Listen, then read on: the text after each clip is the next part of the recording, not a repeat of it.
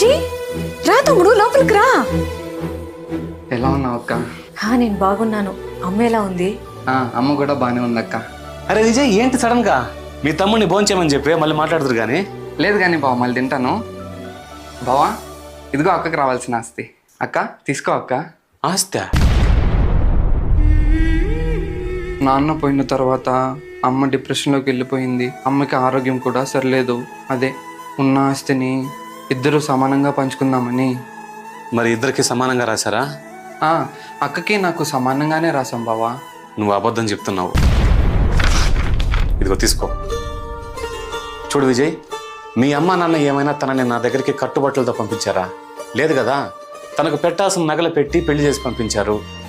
సంవత్సరం ఇవ్వాల్సిన చీర, సారె, పసుపు, కుంకుమ అన్నీ ఇస్తున్నారు. దీనికి మించి తను మీ దగ్గర నుంచి ఏం ఆశిస్తుంది చెప్పు? మా పెళ్లి కోసం మీ నాన్న